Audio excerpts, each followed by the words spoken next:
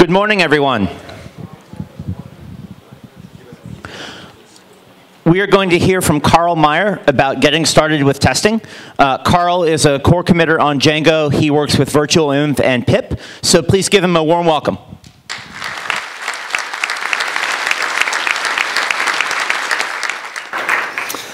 Thank you.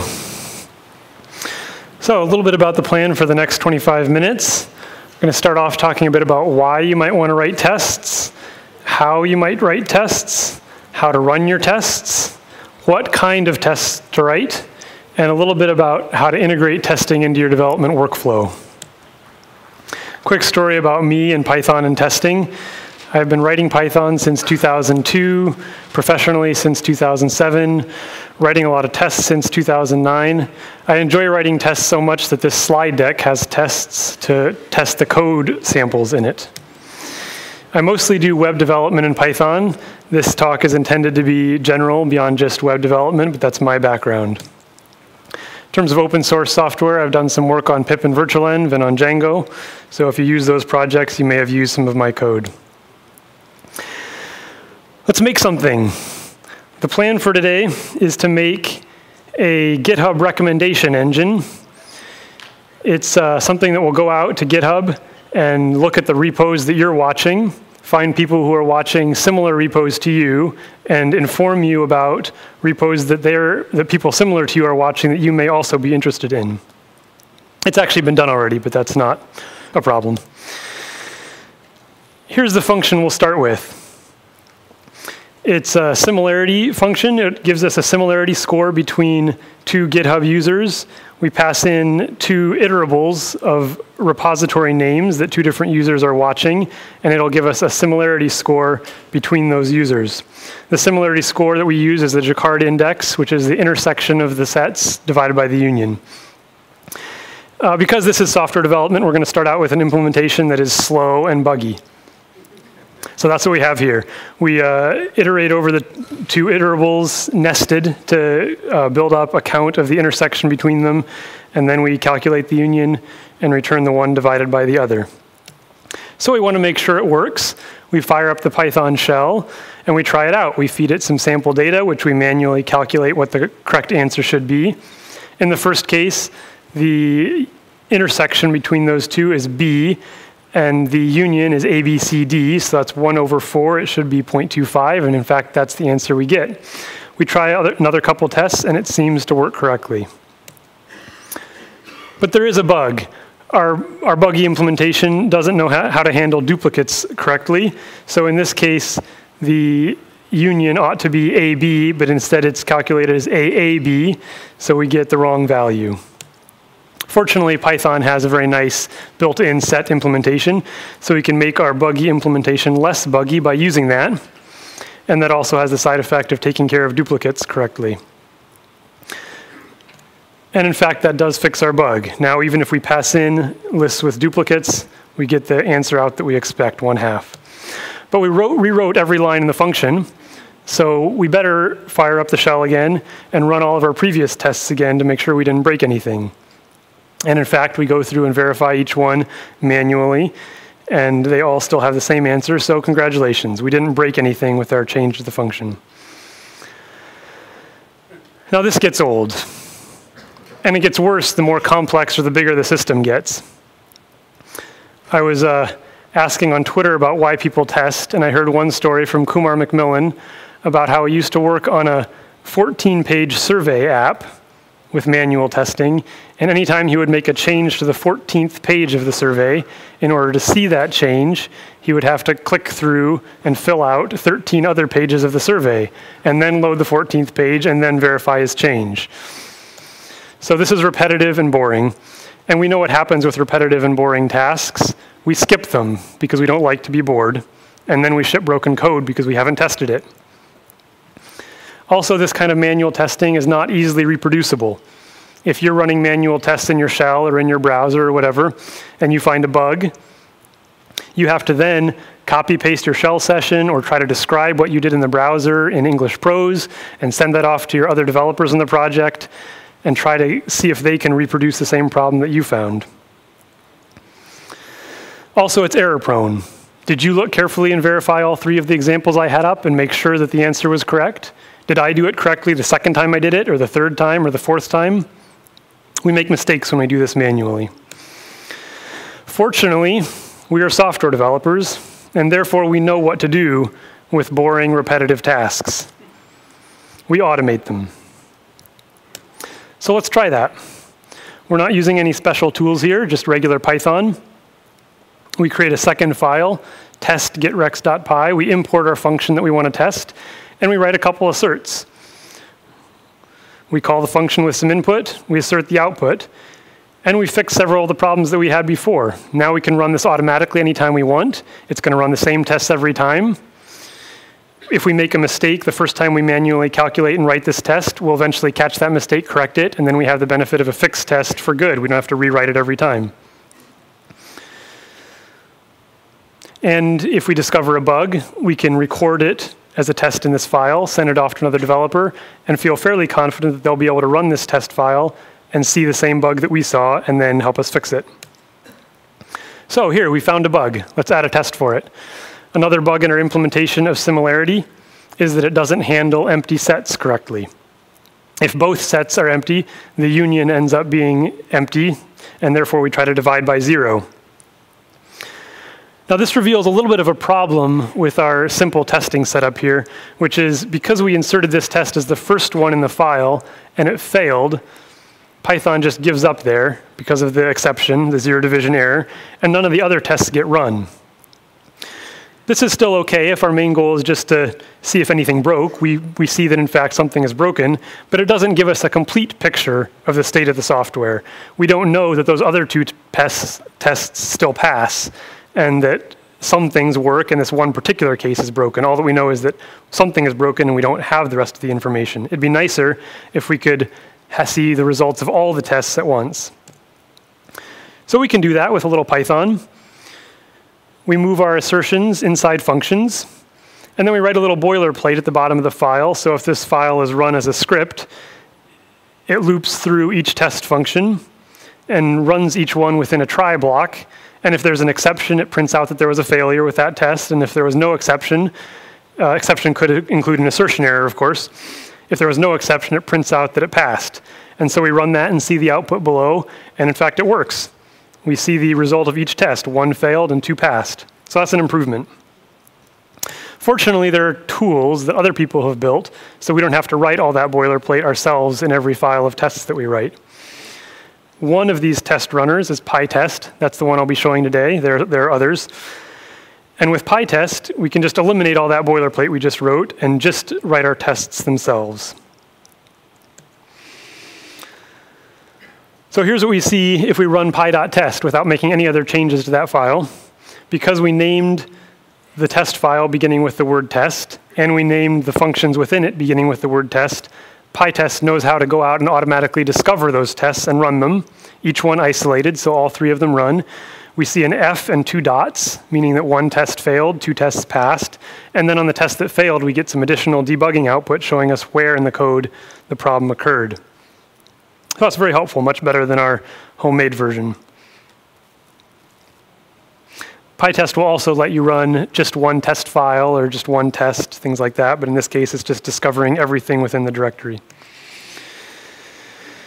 So now we can fix the bug. We just add in 2 lines to check if the union is empty. And in our case, we'll consider 2 empty sets to have a similarity of 0. And now all 3 tests pass. We can ship this code, and we can have some confidence that if we change its implementation in the future, the existing tests we've created, if they still pass, the function still works. And if we break anything, running these tests should catch that. We'll do a brief digression here, because some of you might be wondering, what else is there besides PyTest? I don't want to take much time on this, because getting caught in picking a test runner or any other tool is a trap. You'll do better to pick one, run with it, write some tests, and then come back to that choice in a year once you've got some experience working with one of them. But just to run through what they are, PyTest is one, Nose is another popular test runner. Both of these are similar and can run the kind of tests we've been looking at here, simple function tests with asserts. Unit test is a test framework in the standard library of Python. It's similar to the XUnit standard test frameworks in many languages. The tests that you write require a little more boilerplate. There's others, twisted.trial, zope.testrunner, and probably others that I'm missing.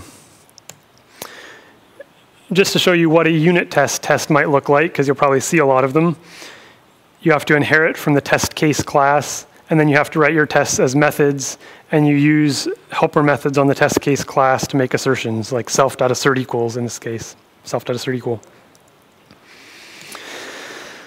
So, why write tests? First reason we just saw, probably the most popular reason, tests tell you when your code is broken. As Jacob Kaplan-Moss said on Twitter when I asked about why people write tests, it's more fun to write tests on weekdays than to fix bugs on weekends. Another reason to write tests is that they're a form of documentation. They aren't sufficient documentation, but they help later developers understand the intent of your code. If a later developer can come along, read your tests, if your tests are well written, read your code, that helps them understand the intent of the code you wrote and what it's supposed to do. A third reason to write tests is that writing tests can help improve the design of your code as you're writing it, if you listen to what the tests are telling you. We don't have a lot of time to dig into this. We could do whole talks on this subject. We'll just look at one quick example of how that can happen. I'll tell you a little secret. The nice, simple version of Similarity that you just saw is not actually the first version I wrote when I was working on developing this GitHub recommendation engine. The first version looked more like this. There was a GitHub user class, and it had a getWatched repos method that went out to GitHub's API and fetched the repos that that user was watching. And the similarity function actually took two GitHub user instances and fetched each of their repos and then did the similarity calculations. It worked fine. And if we try to write tests for that similarity function, we end up with something like this. We don't want our tests to actually go out and ping GitHub every time we run them. That's not polite to GitHub, and it makes our tests fragile if the network is down or the data on GitHub is changed. Our tests may fail for spurious reasons, even though our code is not broken. So to avoid that, we write a fake GitHub user class that we just pass it some watched repos, and its getWatched repos method just simply returns that back to us and doesn't go out and talk to the network. Now, using fake objects like this is a perfectly good testing technique for when a piece of code that you're testing has a complex collaborator, and you don't want your test to exercise that collaborator. So there's nothing wrong with doing this. But in this case, we notice that if we are writing a bunch of tests for similarity, the purpose of all of them is to test various cases in our Jacquard index calculation. But now all of these tests are kind of cluttered up with this boilerplate of the fake GitHub user that we have to create for each test. And the tests are less clear than our earlier tests. And so that's a hint to us that if we're repeatedly having to do this in all our tests, maybe our similarity function knows too much about the world. The idea here is that testable code is maintainable code. Code maintenance is about managing changes to your code in the long run. And the less a given piece of code, a function, a method, or a class, knows about the world outside of it, the more robust it is against changes in the world. It's called the principle of least knowledge. And similarly, the less a function knows about the world outside of it, the less of the world you have to set up in order to test that function. So we just saw that. This initial version of the similarity function knew more than it needed to about the world outside to do its job. It knew about the GitHub user class, it knew about the getWatched repos method, and because it knew all of that, it was harder for us to write our tests, and it would be more difficult to maintain in the future. So the tests gave us a clue that we could focus the simplicity function more clearly on its purpose, eliminate the distractions, and write more maintainable code. That leads into a discussion of different types of tests. In very simple terms, unit tests are the kind of tests we've been looking at so far. They test one unit of code, a function or a method, generally in isolation from other pieces of code that it calls or uses or depends on. Not necessarily 100%. If a piece of code has collaborators that are simple and that are very close to it in the code structure, we may say, okay, that's fine, we'll just let it call out and use the real version of that collaborator. But we generally try to isolate it from complexities and limit the amount of code that our test is exercising So these tests tend to be small and fast. They don't exercise much code, and they're focused. So that means that failures are informative. When a unit test fails, because it's not exercising very much of our code, we should have a fairly good idea exactly where to go look to fix that failure. So they help us debug. Unit tests do tend to require more refactoring. They are tied to the structure of how you've organized your code because they're testing units of your code. And so when you refactor your code, you often have to refactor your unit tests as well. A second type of test, generally speaking, are integration tests, which are higher level tests that test that the components of your system talk to each other correctly. These are slower because they exercise more code. If you write all of your tests this way, your test suite will run slower, and it will be harder to run often as you're developing. These tests can be at various layers, all the way from simply testing that 2 or 3 components interact correctly, all the way up to black box tests that go end-to-end through your system as a user would, and check that the entire system is operating as it's supposed to. These large-scale black box end-to-end tests are also called sometimes system tests or acceptance tests or functional tests. All of this terminology is very confused. If you ask 5 experienced testers what these terms mean, you'll probably get about 10 answers. So don't worry too much about the terminology, but that's generally the idea. So one thing that's hard about getting into testing is figuring out how to integrate it into an established development workflow that doesn't include testing already. One question that often comes up is, should I write my tests first or should I write my tests after I've written the code that they're testing? Sometimes there's a little too much religion wrapped up in this question. The real answer is that your tests will help you either way. Personally, I find writing tests first is more fun. The reason is, for me, that you get to first think about what the code should do, write a test that expresses that, and then get the satisfaction of writing the code to make that test pass. When I write my test second, the psychology is more, okay, I've got my code working, I could be done, but now I have this extra chore that I have to do afterwards. So we'll talk about some workflows. Here's one workflow, a test-first workflow for adding a feature to your software. You first write a system test, an end-to-end test, describing the working feature from a user's perspective. And there's a lot of tools we could talk about for doing this. Some of them let you actually write this test in English phrases. You don't have to do that. There's pros and cons. But in any case, you're trying to describe what the feature looks like from a user's perspective when it's working correctly. And then you start implementation on the feature from the outside in. So starting from the highest level of your code, wherever, like for instance, in a web app, it might be the viewer controller function where a request comes in and it sends back a response, the code that the user interacts with most directly.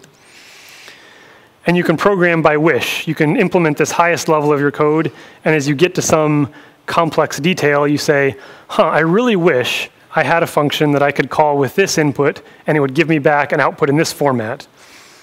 And when you run into that, you can just write your code as if you had that function, even though you don't have it yet. And then you stub it. You create a fake version of it that doesn't actually do anything. It just returns some fake data in the right format that makes your high-level test pass. And then once you've done that, for each stubbed function, you go back, you write some unit tests describing how that function actually ought to work to do its job. And then you complete its implementation properly to make those unit tests pass. Here's a simple example of what that might look like.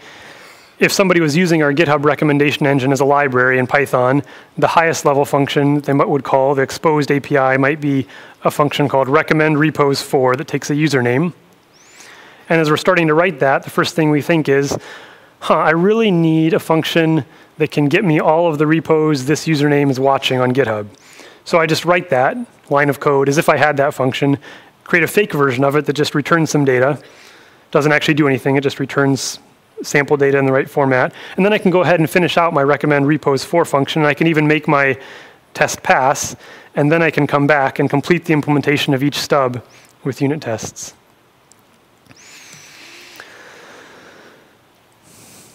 Another workflow is something called a spike. Sometimes if you're starting on a new problem, a type of code, a type of problem you haven't addressed before, you maybe don't have a very clear sense of how the pieces fit together or what the shape of the code is going to be. And it can be hard to write tests when you don't know yet what the shape of the code is that you need to write. And in that case, the idea with a spike is that you dive deep into the problem, just writing a bunch of code, just to learn about how the problem looks and what you might need to do to solve it. And you don't worry about writing tests.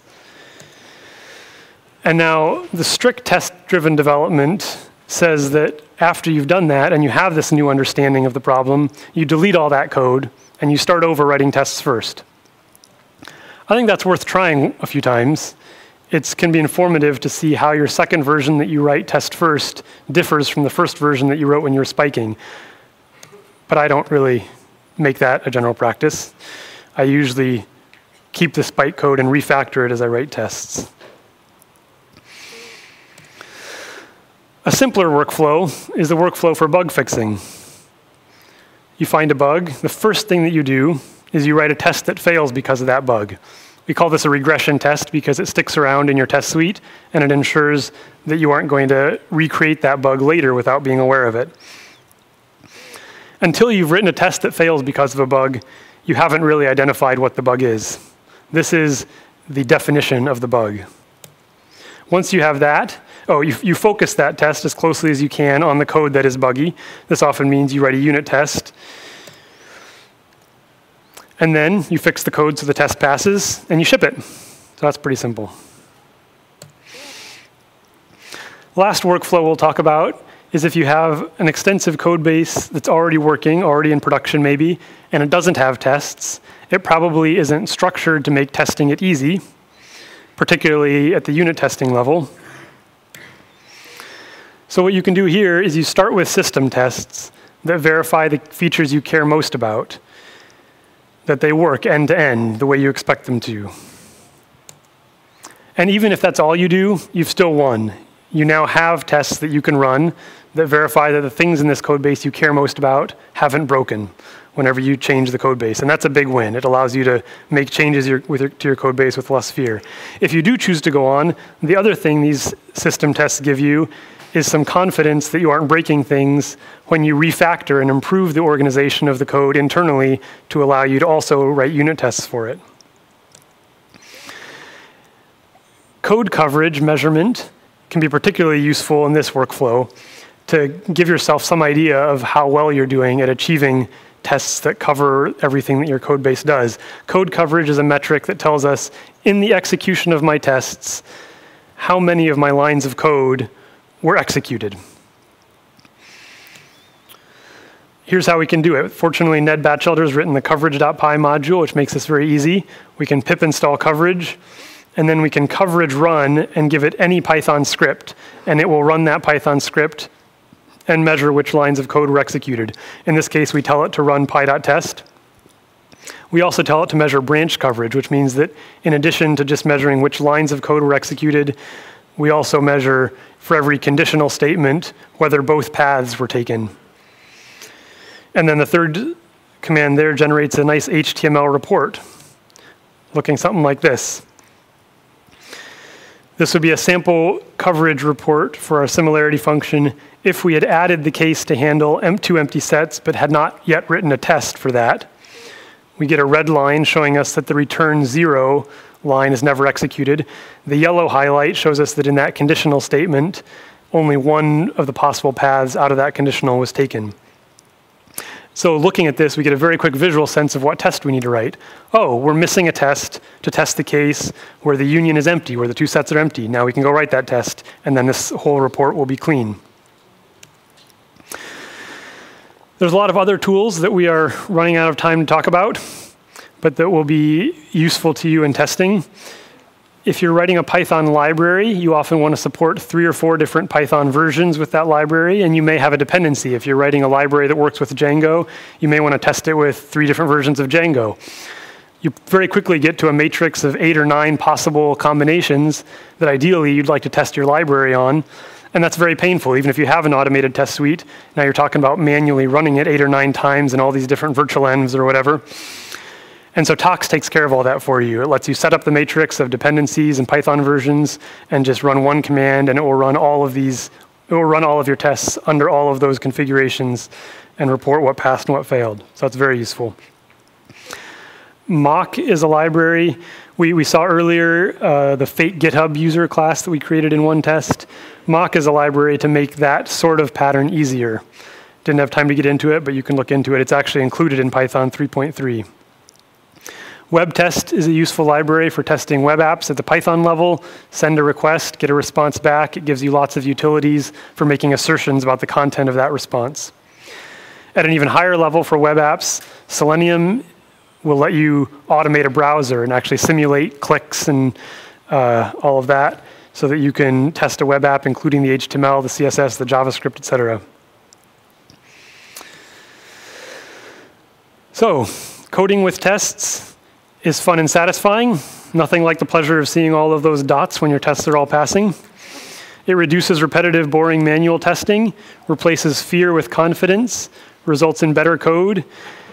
It is real engineering effort. Test code needs to be maintained and refactored and cared for just like any other code, and it is hard work, but it's worth the effort. Thank you.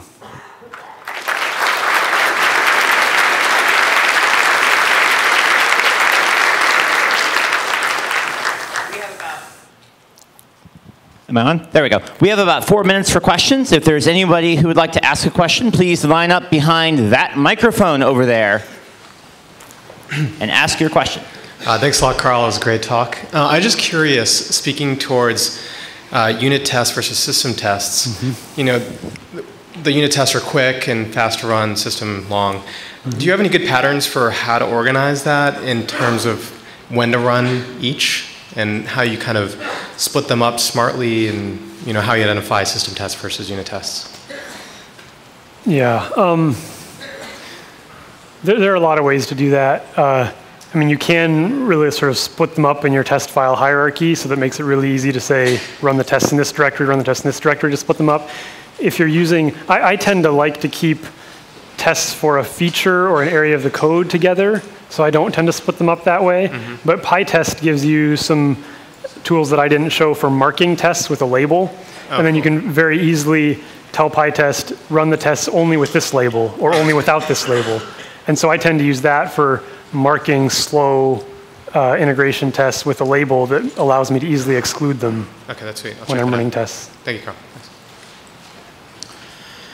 I'm starting to get into Python development from a Ruby background, and one of the tools that we have in Ruby for testing is auto test, where you can just leave a terminal window open and the test will run every time a file is saved. Is there something similar in Python?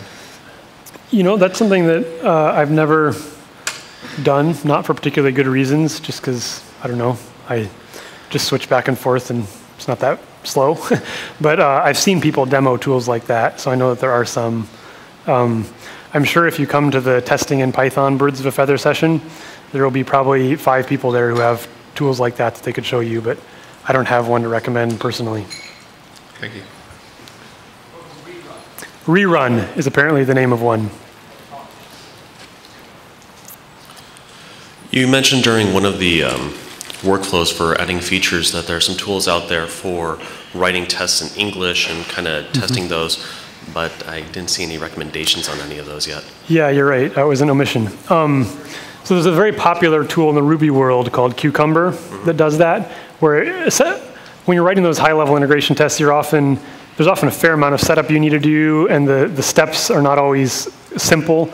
So what it allows you to do is you define a step name in English, and then define what that actually does in code, and then you can write your test using those English phrases. There's a port of that to Python called Lettuce, which you could look into for that. Hi. Python provides doc tests. That it means we can write tests in the doc string. I would like to know if this is a good idea. It looks like we can make the test very easy to be found, but it also makes your document very ugly. So it is good or not? Yeah, I don't recommend doc test as a way of testing your code.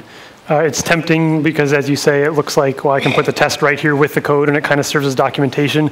But in practice, if you really try to test your code that way, it becomes very bad documentation because you're testing a lot of edge cases and it gets ugly. And there's also other problems with doc tests. They're fragile because they rely on matching output strings exactly. They don't have isolation, so if you have a bunch of tests in a row, one failure cascades and causes a bunch of cascading failures, so they aren't properly isolated. So I think doc test is a great tool for testing your documentation. Probably your actual documentation using Sphinx or whatever probably has code samples in it, and you can use doc test as a tool to run the code samples in your documentation, which I've actually done for these slides. But I wouldn't recommend, so it's a way of testing code samples and documentation. It's not a way of testing your code, in my opinion.